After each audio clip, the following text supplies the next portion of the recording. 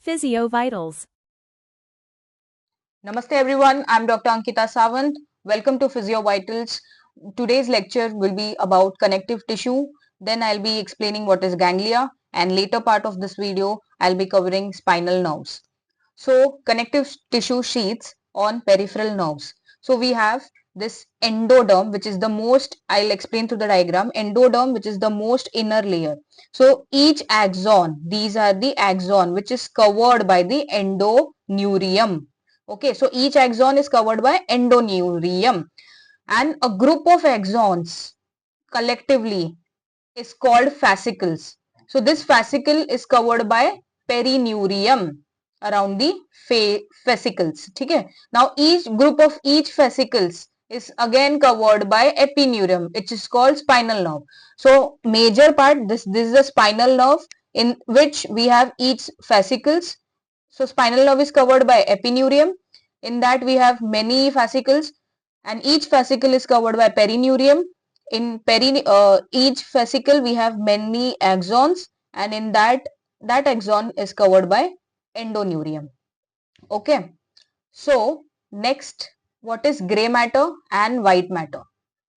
Gray matter is made up of neuron bodies, soma. See, G, just remember G is alphabetically coming first, then white W. So G is in center, W is in peripheral side. So G, gray matter made up of neuron or soma. It is embedded in neuroglial cells, example cortex of the brain, center of spinal cord, ganglia or nuclei. Whereas white matter is the peripheral. W comes later in alphabetical order, so it is in the peripheral region. So it has neuron fibers, for example axon, dendrites. White, it is white due to myelin. So for examples of white matter will be peripheral nerve and plexus, central fiber tracts as well. So these are the gray matter, center, and later will be the white matter. This is all white matter. Center H shape is gray matter. So gray matter has horns, white matter has columns.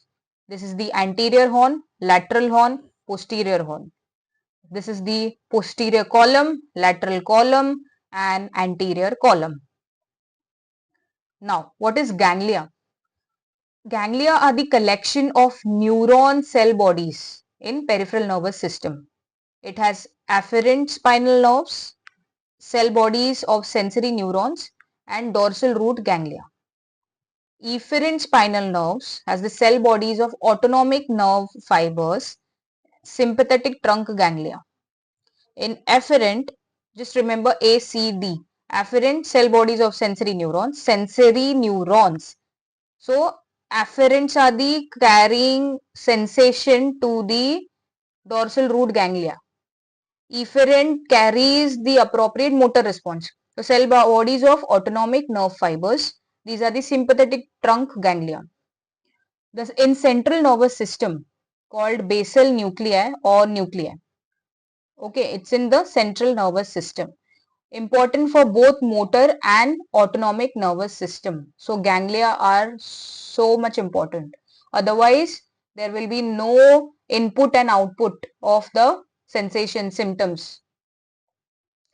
So a central neuron, the central neuron synapses with the ganglia at the same level within the chain ganglia. So here it travels spinal nerve, and then the white ramus communicans synapses with the spinal nerve, and target effector proper responses has been given away. A central neuron synapses within a more superior or inferior ganglion in the chain. Here it travels to spinal from the central neuron synapses through the more superior or inferior ganglion of the chain. This is the synapse occurring. This is the dorsal root ganglion, and here again this is the gray ramus communicans target the effectors. A central neuron projects through the white ramus but does not synapse in a chain ganglion. Instead, it continues through one of the splanchnic nerve of synapse within the prevertebral ganglion. So from here, impulse is going to spinal nerve, it travels to the, there is no synapse in spinal ganglion now. Previously it was there, but yeah, here the synapse is occurring at the splanchnic nerve and then prevertebral ganglion through the target effector. Now what is spinal nerve? Dermatomes. We'll see first. In spinal nerves, dermatomes are the innervation of the skin. A portion of mesoderm, which we saw how mesoderm occurs to somites, and then somites are the skin sensory receptors and skeletal muscle, skull, vertebra and all. Okay.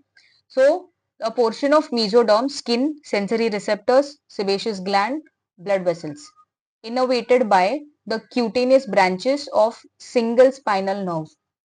A portion of mesoderm innervates by the cutaneous branch of single spinal nerve.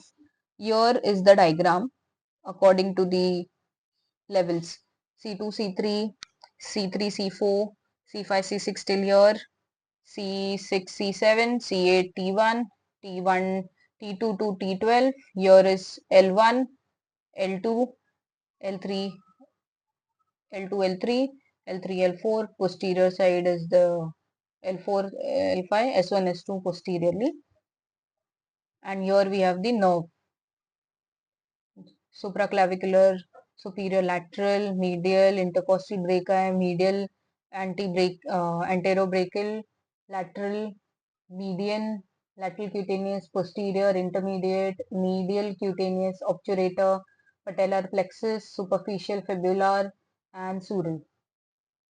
Here we have the plexus, cervical plexus, C1, C5, brachial plexus, major nerves, phrenic nerve, very important. Comment down why phrenic nerve is more important, what it serves, comment in down below. Axillary nerve, median nerve, radial and ulnar.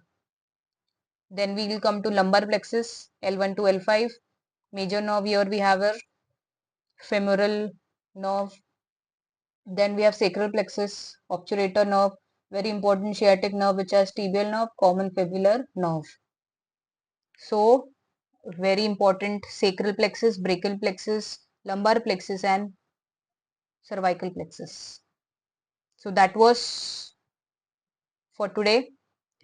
I'll be covering surface anatomy of the brain in upcoming video. I hope this video was insightful, and if you like it, please like the video, share, subscribe to my channel and stay tuned for further updates. Thank you. Keep learning.